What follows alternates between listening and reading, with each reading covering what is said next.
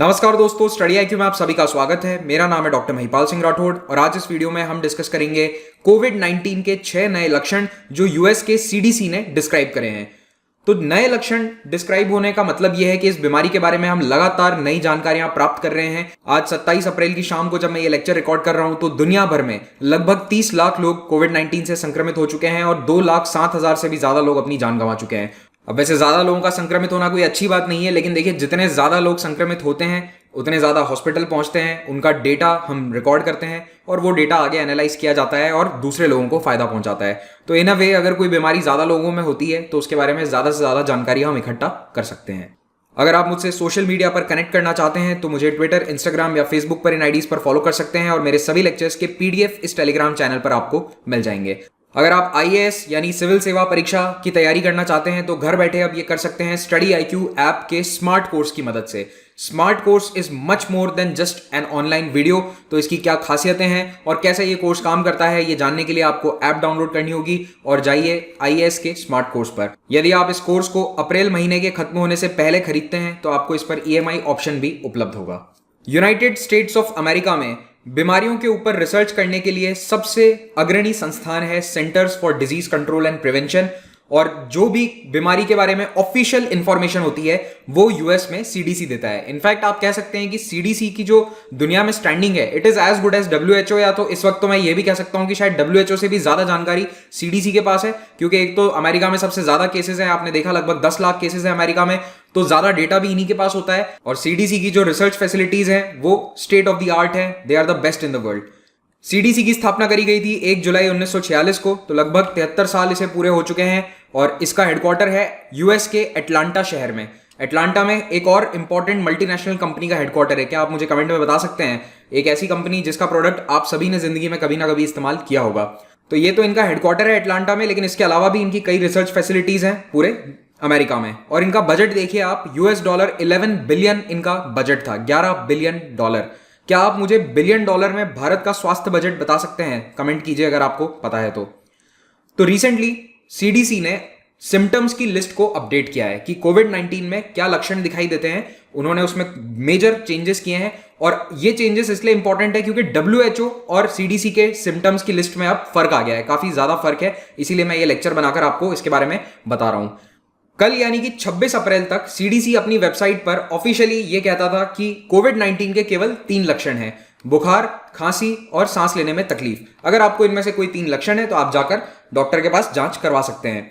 लेकिन as of 27 अप्रैल ये list अब बदल चुकी है, अपडेट हो चुकी है और इसमें 6 नए सिम्टम जोड़ दिए गए हैं। सबसे पहला है चिल्स यानी ठंड लगना, दूसरा ठंड लगने के कारण कांपना, तीसरा मांसपेशियों में दर्द मसल पेन, चौथा सिरदर्द, पांचवा गले में खराश सोर थ्रोट और छठा लॉस ऑफ टेस्ट और स्मेल, यानी कि आपकी जो गंध लेने की क्षमता है वो खत्म हो जाएगी, एकदम से लॉस ऑफ स्मेल हो जाएगा, आप अच्छी या बुरी किसी भी तरह की स्मेल नहीं ले पाएंगे और स्वाद बदल जाएगा, या तो स्वाद नहीं आएगा या फिर चेंज भी हो सकता है, ऑल्टर्ड सेंस ऑफ टेस्ट भी हो सकता है। तो इन 6 नए सिम्टम्स के साथ अब ये टोटल 9 सिम्टम्स हो चुके हैं जो सीडीसी डिस्क्राइब करता है। और सीडीसी जब ये सिम्टम डिस्क्राइब कर रहा है तो मान के चलो कि आने वाले 1 हफ्ते के अंदर दुनिया के लगभग सभी देश इसको फॉलो करने लग जाएंगे। ये सभी लक्षण वायरस से संक्रमित होने के 2 से 14 दिन के बीच में आपको देख सकते हैं, यानी कि इसका इंक्यूबेशन पीरियड मिनिमम 2 दिन और मैक्सिमम 14 दिन है। और एक खास बात यह है कि सीडीसी अभी भी बहती नाक और छींकने को सिम्टम नहीं मानता, यानी कि अगर आपको और कोई लक्षण नहीं है, केवल आपकी नाक बह रही है, तो आप यूएस में हॉस्पिटल में जाएंगे तो आपका टेस्ट नहीं होगा। सीडीसी अभी भी इसे केवल बहती नाक को लक्षण नहीं मानता और केवल छींकने को भी लक्षण नहीं माना जा रहा है। तो सीडीसी अभी ये भी कह रहा है कि अभी ये लिस्ट ऑल इंक्लूसिव नहीं है, यानी हम दावा नहीं करते कि इसके अलावा दुनिया में और कोई सिम्टम हो नहीं सकता। एज एंड व्हेन नए सिम्टम हमें पता चलेंगे हम उन्हें ऐड कर देंगे। लेकिन अगर आपको ये सिम्टम एटलीस्ट है, इन 9 में से कोई भी एक सिम्टम है, तो आप जाइए डॉक्टर के पास अपनी जांच कराइए और वो आगे तय करेंगे कि टेस्ट करवाना है या नहीं। अब आप में से कई लोग ये सोच रहे होंगे कि नए सिम्टम ऐड कर दिए तो इतनी कौन सी बड़ी बात है, तो बहुत ट्रिवियल या छोटी सी बात है, लेकिन ये छोटी बात नहीं है। देखिए यूएस में भी साफ तौर पर डॉक्टर्स को इंस्ट्रक्ट किया गया है कि केवल और केवल जो सिम्टोमेटिक हैं, जो सिम्टम दिखा रहे हैं, उनकी जांच करी जाएगी हॉस्पिटल्स में।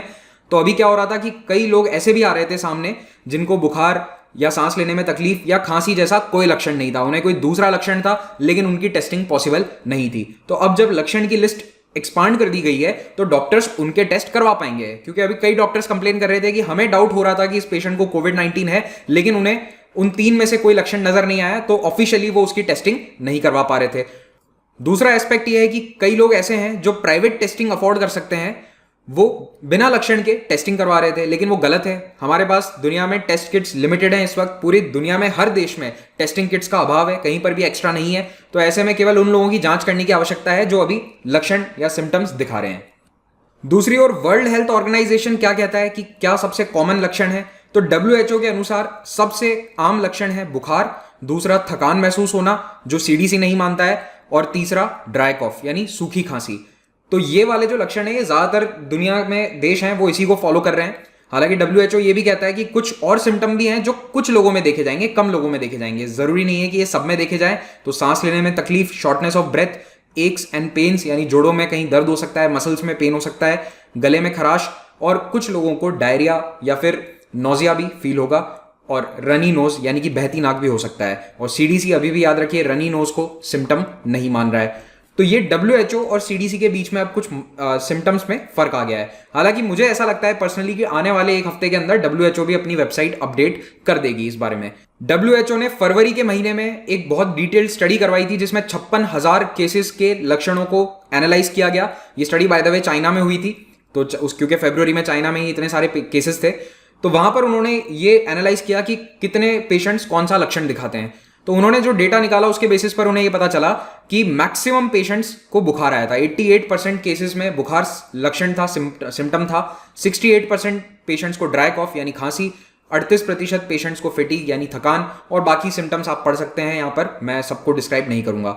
इसी स्टडी के बेसिस पर WHO शुरुआत से यही कह रहा है कि बुखार, खांसी और थकान ये सबसे बड़े सिम्टम है, ये मेजर सिम्टम्स हैं। उसके अलावा सोर थ्रोट, मसल पेन ये भी हैं, लेकिन दीज आर माइनर सिम्टम्स, केवल 15-20% लोगों में ये देखे गए थे।